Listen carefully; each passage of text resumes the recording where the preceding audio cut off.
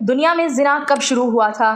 حضرت حابیل کو قتل کرنے کے بعد قابیل اپنی سگی بہن اقلیمہ کو لے کر ایک پہاڑی پر چلا گیا۔ قابیل پہلے سے ہی اپنی بہن اقلیمہ کو چاہتا تھا، اس لیے جب رات ہوئی تو شیطان نے قابیل کو ورغلایا کہ اپنی بہن سے زنا کر لو۔ چنانچہ قابیل اپنی سوئی بہن کے ساتھ لیٹ گیا اور پھر بسم اللہ الرحمن الرحیم۔ حابیل اور قابیل حضرت آدم علیہ السلام اور حضرت حوا علیہ السلام کے حقیقی بیٹے تھے، لیکن خدا کی قدرت کے دونوں بھائیوں کے مزاج، عادات و اطوار میں زمین و آسمان کا فرق تھا۔ بڑا بھائی قابیل مزاجاً غصے کا تیز، بد زبان اور فطرتاً برائی کی جانب راغب تھا۔ حسد، بغض، سرکشی، تکبر اور انتقام کا جذبہ اس کی سرشت میں شامل تھا اور اس کا ذریعہ معاش کھیتی باڑی تھا، جبکہ چھوٹا بھائی حابیل نیک سیرت، متقی، پرہیزگار، منکسر المزاج اور عاجز انسان تھا۔ وہ بھیڑ بکریاں چرایا کرتا تھا اور فارغ وقت اپنے والد کی خدمت میں گزارتا۔ قابیل شکل و صورت میں حابیل سے زیادہ خوبصورت تھا، جبکہ حابیل واجبی خدوخال کا مالک لیکن اپنے بڑے بھائی قابیل کے مقابلے میں زیادہ قوی و طاقتور تھا۔ ویسے تو والدین کو اپنے تمام بچے پیارے ہوتے ہیں اور وہ سب ہی سے محبت کرتے ہیں، لیکن حابیل کے مکارم اخلاق، نیک سیرت، فرما برداری اور دیگر خصوصیات کی بنا پر حضرت آدم علیہ السلام چھوٹے بیٹے کو زیادہ پسند فرمایا کرتے اور اسے اپنا جانشین مقرر کرنا چاہتے تھے، جبکہ قابیل کی عادات بد کی وجہ سے اس کے متعلق متفکر رہتے اور اس کی اصلاح کی کوششیں بھی کرتے تھے۔ قرآن کریم نے حضرت آدم علیہ السلام کے ان دونوں صاحبزادوں کے نام لے کر مخاطب نہیں کیا،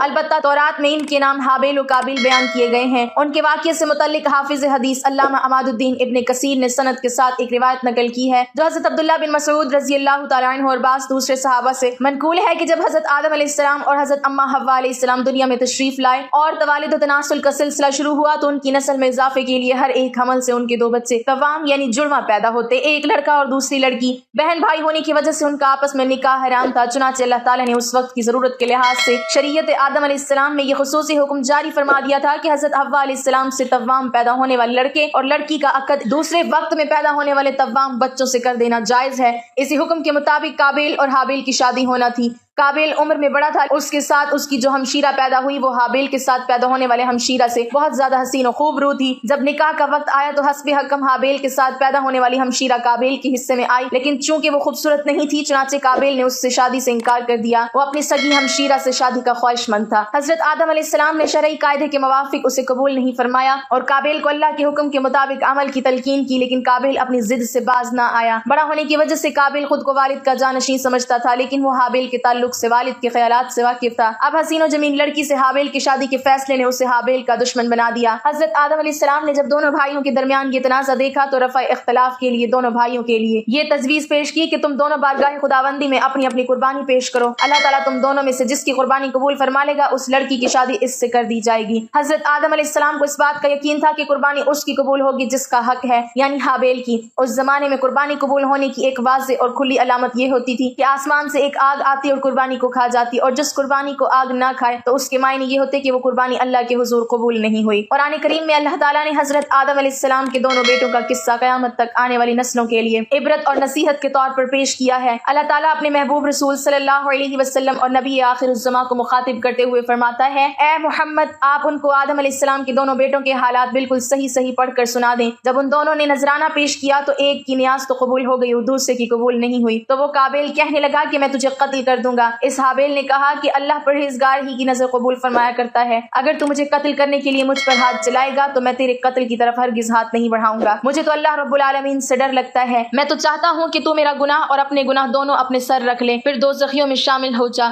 ظالموں کا یہی بدلہ ہے۔ بس اسے اس کے نفس نے اپنے بھائی کے قتل پر آمادہ کر دیا اور اس نے اسے قتل کر ڈالا اور خسارہ اٹھانے والوں میں سے ہو گیا۔ حضرت آدم علیہ السلام نے دونوں بھائیوں کو حکم دیا کہ وہ اللہ کے حضور قربانی پیش کریں۔ اس اثناء میں اللہ تعالیٰ نے حضرت آدم علیہ السلام کو حج کی ادائیگی کے لیے مکہ مکرمہ جانے کا حکم فرمایا۔ حضرت آدم علیہ السلام قابیل کی جانب سے متفکر تھے، چنانچہ حج کے سفر پر جانے سے پہلے آپ نے دونوں بیٹوں کو بلا کر نصیحت کی کہ بارگاہ خداوندی سے جو بھی فیصلہ آئے اسے دونوں بھائی بخوشی قبول کریں اور آپس میں مل جل کر رہیں۔ اس ہدایت و نصیحت کے بعد حضرت آدم علیہ السلام مکہ مکرمہ روانہ ہو گئے۔ قابیل باپ کی نصیحت کی وجہ سے قربانی دینے پر آمادہ ہوا تھا، چنانچہ دونوں نے قربانی پیش کی۔ حابیل بکریوں والے تھے، چنانچہ انہوں نے ایک نہایت عمدہ خوبصورت اور فربا بکری راہ خدا میں قربانی کے لیے پیش کی۔ قابیل کھیتی باڑی کرتا تھا، لہٰذا اس نے فضول اور ردی فصل کا ایک گٹھا قربانی میں دیا۔ اللہ نے حابیل کی قربانی قبول فرمائی مگر قابیل کی قبول نہیں ہوئی۔ اس زمانے میں قربانی کی قبولیت کی علامت یہ ہوتی تھی کہ آسمان سے ایک شعلہ نیچے اترتا اور وہ قربانی کے لیے پیش کی گئی شے کو جلا کر بھسم کر دیتا۔ اس کا مطلب یہ تھا کہ اللہ نے قربانی قبول فرما لی۔ یہ دیکھ کر قابیل غضبناک ہو گیا اور حسد کی آگ میں جل کر بولا، میں تجھے جان سے مار ڈالوں گا۔ حابیل نے کہا، بھائی جان اس میں میرا کیا قصور ہے؟ یہ تو اللہ تعالیٰ کا قاعدہ ہے کہ وہ صرف اپنے متقی بندوں کی قربانی قبول فرماتا ہے۔ اگر آپ مجھے قتل کرنے کے لیے اپنا ہاتھ جلائیں گے تب بھی میں آپ کو قتل کرنے کے لیے اپنا ہاتھ نہیں چلاؤں گا، کیونکہ مجھے تمام جہانوں کے پروردگار اللہ تعالیٰ کا خوف ہے۔ اگر آپ اس انتہا تک پہنچ جائیں گے کہ مجھے قتل ہی کر دیں گے تو آپ اپنے گناہوں کے ساتھ ساتھ میری خطاؤں کا بھی بوجھ اپنے سر اٹھائیں گے۔ ایک بے گناہ انسان کو قتل کرنے والا گویا مقتول کے تمام گناہوں کا بوجھ بھی اپنے سر اٹھا لیتا ہے۔ اس طرح میرے گناہوں کا وبال بھی آپ کے سر ہوگا اور میرے لیے تو یہ کوئی گھاٹے کا سودا نہیں ہے، البتہ اس جرم کی وجہ سے آپ جہنمی ہو جائیں گے۔ ان الفاظ کے بین السطور اس کے ضمیر کی کشمکش کا مکمل نقشہ موجود ہے۔ ایک طرف اللہ کا خوف، نیکی کا جذبہ، خون کا رشتہ، اور دوسری طرف شیطانی ترغیب، حسد کی آگ اور نفسانی خواہش کی اکساہٹ، اور پھر بالآخر اس اندرونی کشمکش میں اس کا نفس جیت ہی گیا اور اس نے بھائی کو قتل کر ڈالا، جس سے وہ نقصان پانے والوں میں سے ہو گیا۔ قابیل نے حابیل کو کیسے قتل کیا؟ حضرت عبداللہ بن عمر فرماتے ہیں، خدا کی قسم مقتول حابیل قابیل سے زیادہ طاقتور تھا، لیکن اسے حیا و شرم مانے رہی کہ اپنے بھائی کی طرف قتل کے لیے ہاتھ بڑھائے۔ علامہ ابن کثیر قتل کے حوالے سے مختلف اقوال تحریر فرماتے ہیں کہ شاید قابیل کے پاس لوہے کی راڈ ہو جس سے حابیل کو مارا اور قتل کر دیا۔ ایک اور قول یہ بھی ہے کہ قابیل نے پتھر کی چٹان حابیل کے سر پر مار کر اسے ہلاک کیا، جبکہ حابیل جب سو رہا تھا تو قابیل نے بھائی کا سر کچل ڈالا۔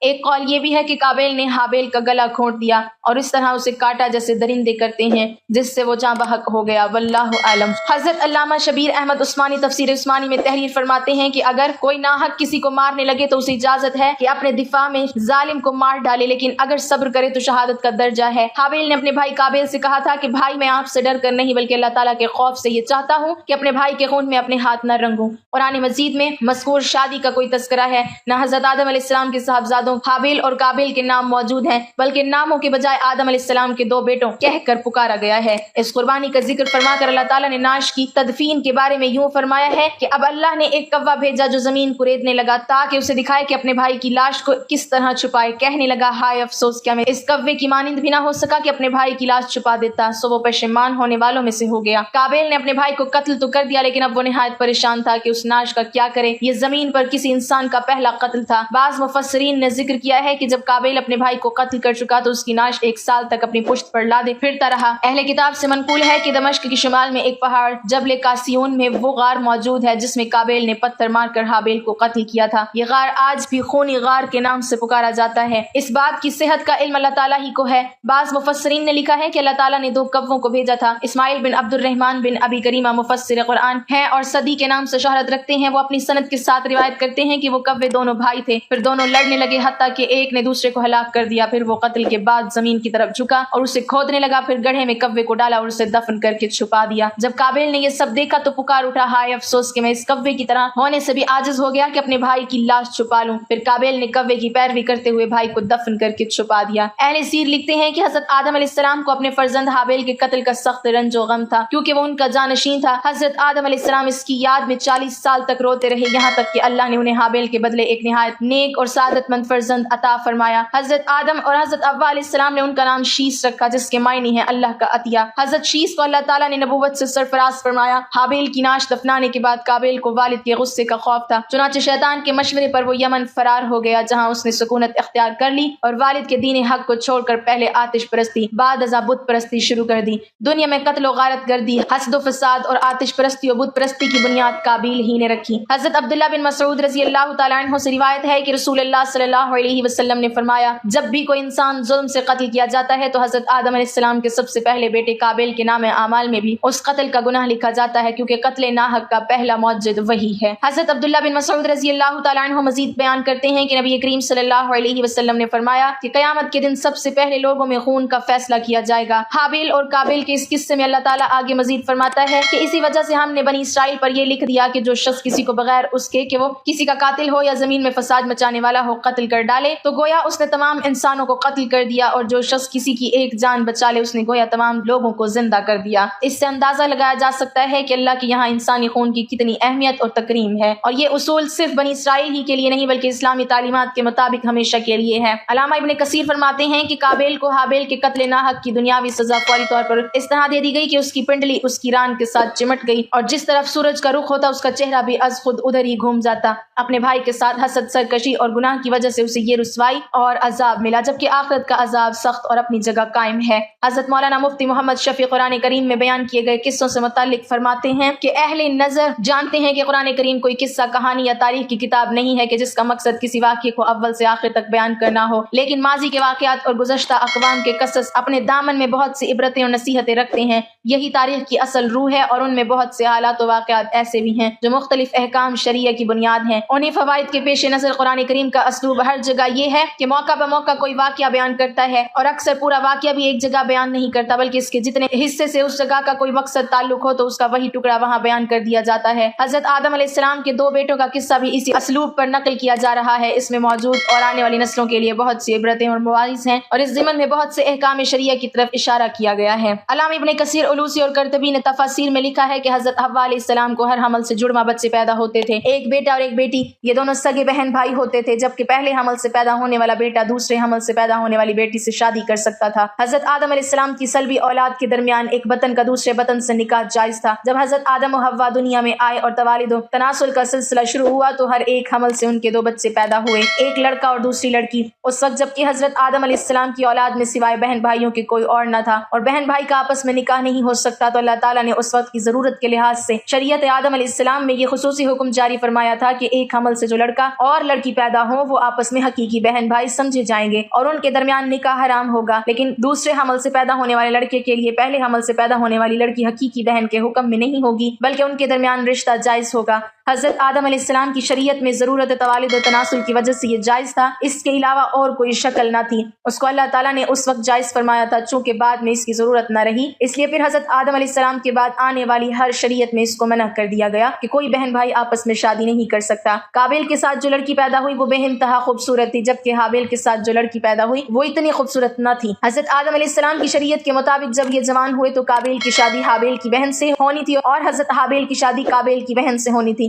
लेकिन काबिल अपनी ही बहन को पसंद करने लगा और वो उसी से शादी करना चाहता था, जबकि शरीयत आदम में इसकी मुमानियत थी कि एक ही हमल से पैदा होने वाले बच्चों की शादी आपस में नहीं हो सकती। लिहाजा जब ये सूरत हाल ज्यादा बिगड़ गई तो हज़रत आदम अलैहिस्सलाम ने उन दोनों को अल्लाह की राह में कुर्बानी पेश करने को कहा और बताया कि जिसकी कुर्बानी को आसमान से आग आकर खा जाए तो समझना कि उसकी कुर्बानी कबूल हो गई। काबिल खेती बाड़ी का काम करता था, हज़रत हाबिल अलैहिस्सलाम बकरियां चराया करते थे। हज़रत हाबिल अलैहिस्सलाम ने अल्लाह ताला के सामने एक बकरी का बच्चा पेश किया और काबिल ने भी अल्लाह ताला की बारगाह में कुर्बानी रख दी। चुनांचे हज़रत हाबिल की कुर्बानी कबूल हो गई। एक दिन काबिल ने गुस्से में आकर हज़रत हाबिल अलैहिस्सलाम को पत्थर मार कर कत्ल कर दिया। फिर शैतान काबिल के पास आया और उसको घर से भागने के लिए कहा। शैतान कहने लगा, अगर तुम यहाँ रहोगे तो तुम्हें तुम्हारा बाप मार डालेगा। बस इसी कत्ल के डर से काबिल अपनी सगी बहन अकलीमा को लेकर यमन की पहाड़ियों में जा बसा। असल में शैतान को ये डर था कि कहीं काबिल तौबा करके हज़रत आदम अलैहिस्सलाम का ताबेदार बेटा न बन जाए। पहाड़ियों में जाकर नस्ल काबिल खूब बढ़ने लगी और वहाँ उसकी कसीर औलाद हुई। काबिल और उसकी औलाद ने ही सबसे पहले आतिश परस्ती और फिर शैतान के बहकावे में आकर बुत परस्ती शुरू कर दी। दुनिया में कत्ल गारत, हस्द व फसाद और बुत परस्ती की बुनियाद काबिल ही ने रखी। हज़रत अब्दुल्लाह बिन मसऊद रज़ियल्लाहु तआला अन्हु से रिवायत है कि हुजूर नबी अकरम सल्लल्लाहु अलैहि वसल्लम ने फरमाया, दुनिया में जब भी कोई जुल्म से कत्ल होता है तो उसका एक गुनाह हज़रत आदम अलैहिस्सलाम के बेटे काबिल की गर्दन पर जरूर होता है,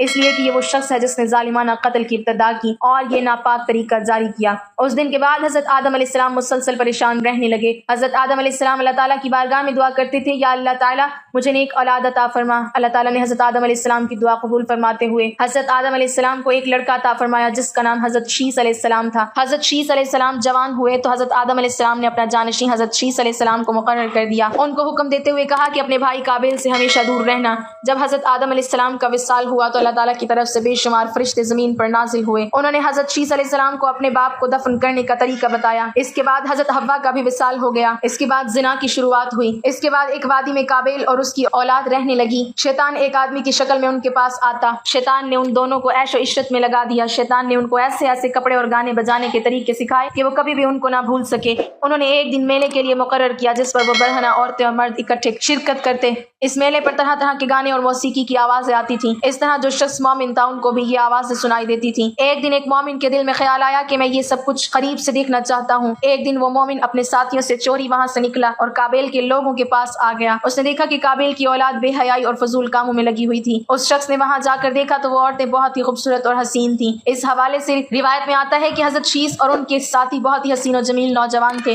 उन ان کی نسبت ان کی عورتیں زیادہ پیاری نہ تھیں۔ قابیل کی اولاد میں لڑکیاں تو بہت ہی پیاری تھی، لیکن ان کی نسبت مرد زیادہ حسین و جمیل نہ تھے۔ وہ شخص قابیل کی اولاد اور عورتوں سے بہت ہی متاثر ہوا۔ اس کے بعد وہ واپس آ گیا۔ اس نے مومنین کو بھی ان کی عورتوں کے بارے میں بتایا۔ ان میں سے جو کمزور ایمان والے تھے وہ قابیل کی اولاد کی طرف ہجرت کرنے لگ گئے۔ کافی حد تک مومن لوگ بھی قابیل کے فتنے میں داخل ہوتے گئے اور فضول کاموں میں شامل ہوتے جا رہے تھے۔ اس طرح وہ ایک دوسرے کی طرف مائل ہوتے گئے، جہاں سے زنا جیسے کبیرہ گناہ نے جنم لیا۔ روایات میں آتا ہے کہ حضرت شیث علیہ السلام کے ساتھ رہنے والے ساتھیوں کی تعداد بہت ہی کم رہ گئی تھی، جو کہ قابیل کا گروہ کافی مضبوط اور طاقتور ہو چکا تھا۔ وہ حضرت شیث اور ان کے ساتھیوں کو تنگ کرتے رہتے تھے، ان کو طرح طرح کی تکلیفیں دیا کرتے تھے۔ حضرت آدم علیہ السلام نے وفات کے وقت حضرت شیث علیہ السلام کو نصیحت کی تھی، اے میرے جانشین، میرے بعد تقوی اختیار کرنا اور اپنی نسل کو قابیل سے پاک رکھنا۔ ایسا ہی ہوا۔ حضرت شیث نے شادی سے انکار کیا، جس پر قابیل کے بیٹے حضرت شیث کی اولاد میں سے لڑکی کو اٹھا کر لے گئے، جس پر حضرت شیث نے اللہ کے حکم سے قابیل کے لشکر پر حملہ کیا اور ان کو تہس نہس کر کے لڑکی کو آزاد کروا لیا۔ مسلمان، یہودی اور عیسائی اس بات پر متفق ہیں کہ اس وقت دنیا میں جتنے بھی لوگ موجود ہیں وہ نسل شیث علیہ السلام سے ہیں، کیونکہ حابیل 20 سال کی عمر میں شہید کر دیے گئے اور ان کا کوئی جانشین نہ تھا۔ قابیل اور اس کی اولاد شیطان کی پیروکار بنی، جس کو طوفان نوح میں غرق کر دیا گیا تھا۔ اس لیے نسل انسانی صرف اور صرف حضرت آدم علیہ السلام کے تیسرے بیٹے حضرت شیث علیہ السلام سے ہے۔ اگر دیکھا جائے تو زنا اس وقت ہی شروع ہو گیا تھا جب قابیل اپنی بہن اکلیمہ کو لے کر وہاں سے بھاگ گیا تھا۔ اس نے اپنی بہن کے ساتھ ہی اپنی اولاد کو جنم دیا۔ اللہ تعالی ہمیں ہر گناہ سے محفوظ رکھے، ہمیں نیک اعمال کرنے کی توفیق عطا فرمائے اور ہمارا خاتمہ ایمان پر فرمائے، آمین۔ ناظرین، کمنٹ باکس میں اللہ تعالیٰ کے 99 ناموں میں سے ایک نام ضرور ٹائپ کریں۔